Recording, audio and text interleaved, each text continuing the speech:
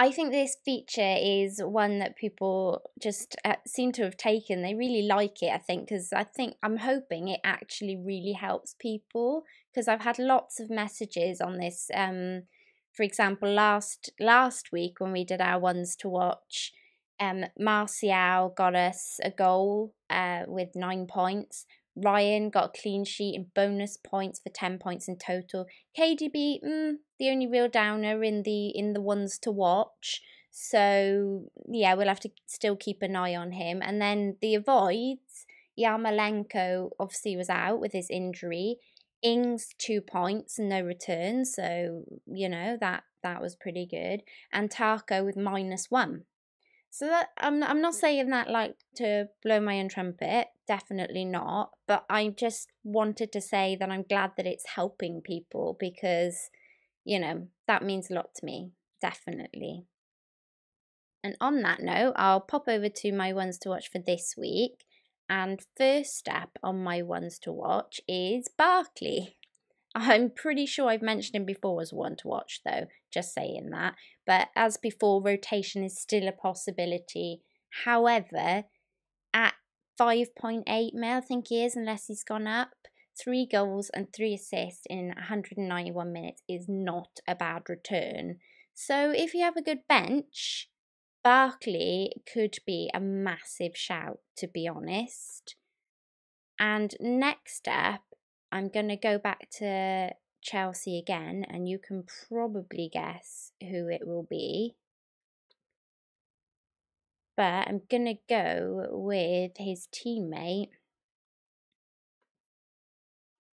going with Loftus-Cheek. Now, he burst back into the scene midweek, and he was gifted 60 minutes on the weekend, and he repaid with a goal. He's a bit less than Barkley, 5.2 mil, and is possibly less nailed.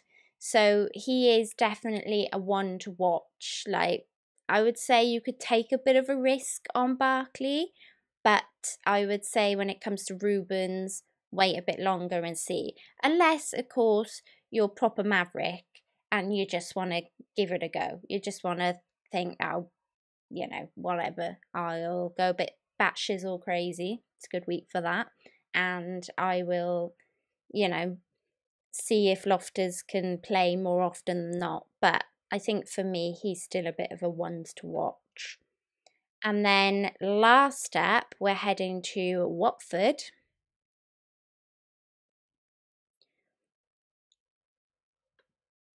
And we are going to go for Deulofeu. It's another midfielder in the ones to watch this week. They've all nicked the ones to watch spots this week. The obvious Watford pick, of course, is Pereira.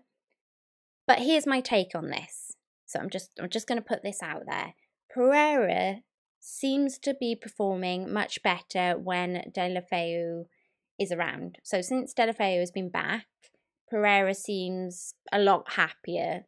I don't know whether that's the way the position, whether it's the manager, whether they're Bessie mates. I'm not sure, but he definitely seems to do better when Deulofeu is around. So bearing that in mind, if you can afford Pereira, then go for it. But if you can't, Gerrard is a cheaper alternative into that Watford midfield. I think he's just 5.4 mil. So, he's a good alternative, I think, if you can't afford Pereira. Or, like me, you don't want to be kind of strung along by him for weeks where he does nothing again. I mean, I can't see that happening now. I think he'll be a bit more consistent. But yes, I definitely bought him after he did really well and definitely suffered too many weeks where he didn't do anything. So, on that note, talking of weeks where things are not done, that's not the right one. I will go on to my ones to avoid. And first up is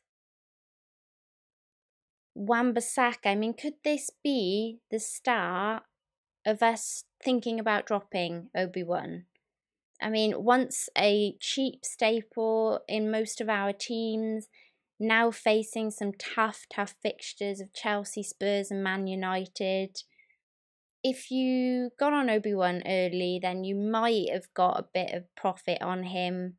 So now could be the time to move him on, really, when there are some similar priced alternatives, like West Ham, for instance. You could have a look at West Ham for some, similar priced alternatives there. Next up to avoid is another person a lot of us started with in our teams, or those of us not sensible enough to know better.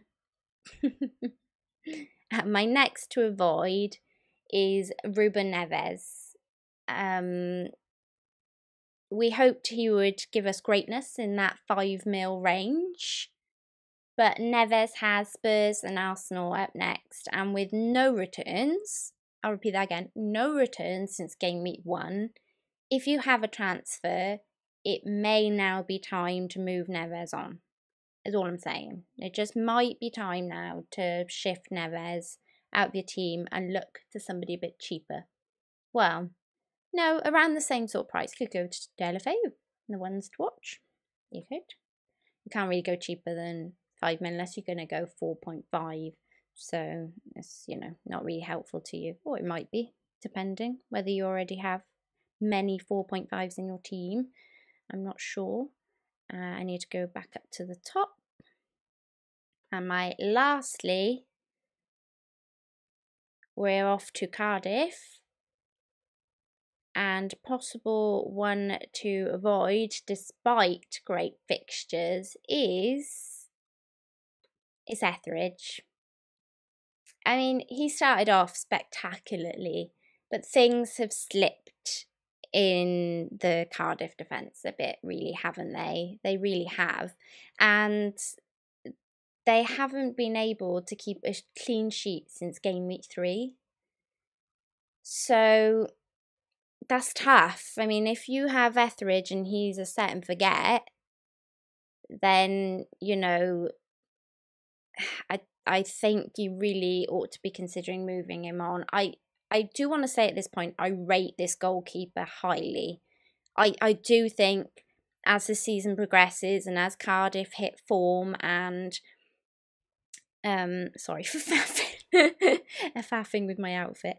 I do think that Etheridge could become a bit of an option again, maybe as a second rotating goalkeeper, definitely. But for now, I think let's just stay clear and see what happens effectively there for a little while longer. So that's it, guys. That is my ones to watch and ones to avoid. Hopefully we'll have success again in the coming game week with that, because it's done pretty well.